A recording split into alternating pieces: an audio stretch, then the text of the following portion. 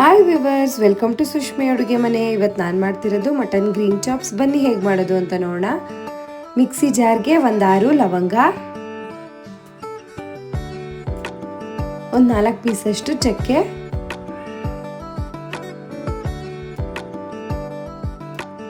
ಎರಡು ಸ್ಪೂನು ಕಾಳುಮೆಣಸು,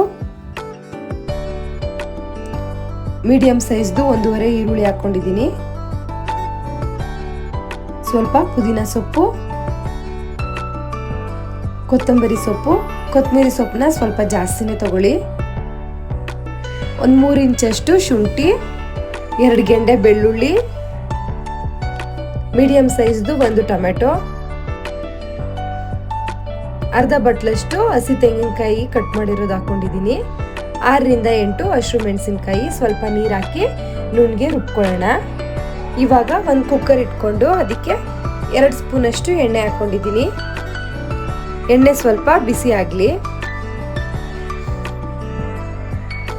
ಸಣ್ಣ ಸಣ್ಣದಾಗಿ ಕಟ್ ಮಾಡಿರೋ ಅರ್ಧ ಈರುಳ್ಳಿ ಹಾಕೊಂಡು ಈರುಳ್ಳಿನೆಲ್ಲ ಸ್ವಲ್ಪ ಹಾಗೇನೆ ಫ್ರೈ ಮಾಡ್ಕೊಳ್ಳೋಣ. ಈರುಳ್ಳಿ ಎಲ್ಲ ಇವಾಗ ಚೆನ್ನಾಗಿ ಫ್ರೈ ಆಗಿದೆ. ನಾನು 1.5 kg ಮಟನ್ನ ತೊಳೆದಿಟ್ಕೊಂಡಿರೋದು ತಗೊಂಡಿದ್ದೀನಿ. ಇದು ಗುಡ್ಡೆ ಮಾಂಸ, ಹಾಗಾಗಿ ಇದರಲ್ಲಿ ತಲೆಕಾಲು ಪೀಸ್ ಎಲ್ಲ ಇರುತ್ತೆ, ಲಿವರು ಅದೆಲ್ಲನೂ ಇರುತ್ತೆ, ಮಿಕ್ಸ್ ಇರುತ್ತೆ ಮಟನ್ನು. ಹಳ್ಳಿಲಿ ಸಿಗೋದು ಇದೇ ಥರ ಅಲ್ವಾ. ಇದನ್ನೆಲ್ಲ ಸ್ವಲ್ಪ ಮಿಕ್ಸ್ ಮಾಡ್ಕೊಳ್ಳೋಣ. ಹಾಗೇನೆ ಒಂದ್ಸಲ ಎಲ್ಲನೂ ಚೆನ್ನಾಗಿ ಮಿಕ್ಸ್ ಮಾಡಿಕೊಂಡು 1.5 ಸ್ಪೂನಷ್ಟು ಉಪ್ಪು ಹಾಕೊಂಡಿದ್ದೀನಿ. ನಾನು ಜಾಸ್ತಿ ಕಲ್ಲುಪ್ಪೆ ಬಳಸೋದು. ಅರ್ಧ ಸ್ಪೂನಷ್ಟು ಅರಿಶಿನ ಪುಡಿ. ನಾವು ಮಟನ್ ಹಾಕಿದ ತಕ್ಷಣನೇ ಉಪ್ಪು ಅರಿಶಿನ ಹಾಕಿ ಫ್ರೈ ಮಾಡ್ಕೊಳ್ಳೋಣ. ಮಟನ್ ಎಲ್ಲ ಉಪ್ಪನ್ನ ಚೆನ್ನಾಗಿ ಹಿಡಿಯುತ್ತೆ, ಹಾಗಾಗಿ ಒಂದು 10 ನಿಮಿಷ ಇದನ್ನೆಲ್ಲ ಹಾಗೇನೆ ಹುರ್ಕೊಳ್ಳೋಣ. ಮಟನಲ್ಲಿ ಇರೋದು ನೀರಿನ ಅಂಶ ಎಲ್ಲ ಸ್ವಲ್ಪ ಸುಂಡೋ ತನಕನೂ ಚೆನ್ನಾಗಿ ಫ್ರೈ ಮಾಡ್ಕೊಳ್ಳೋಣ.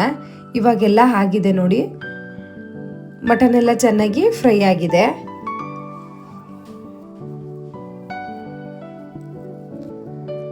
ಇದೆಲ್ಲ ಸ್ವಲ್ಪ ಎಣ್ಣೆ ಬಿಡೋ ತನಕನೂ ಹಾಗೇನೆ ಫ್ರೈ ಮಾಡ್ಕೋಬೇಕು. ನಾವು ರುಬ್ಬಿಟ್ಕೊಂಡಿರ್ತೀವಲ್ಲ ಮಸಾಲೆ, ಅದನ್ನ ಹಾಕೊಳ್ಳೋಣ.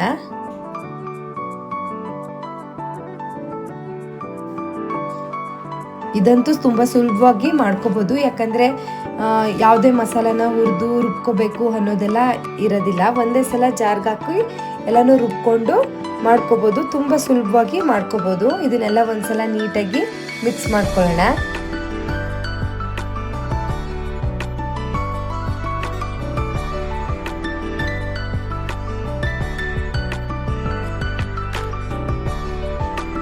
ನೋಡಿ, ಇವಾಗ ಕುದೀತಿದೆ ಅಲ್ವಾ. ಇವಾಗ ನಮ್ಗೆ ಎಷ್ಟು ನೀರು ಬೇಕು ಅಷ್ಟು ನೀರು ಹಾಕೊಳ್ಳೋಣ.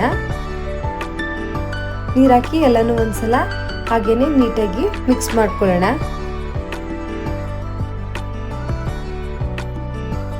ನಮಗೆ ಗ್ರೇವಿ ಯಾವ ಕನ್ಸಿಸ್ಟೆನ್ಸಿ ಬೇಕೋ ಅಷ್ಟು ನೀರು ಹಾಕೊಳ್ಳಿ.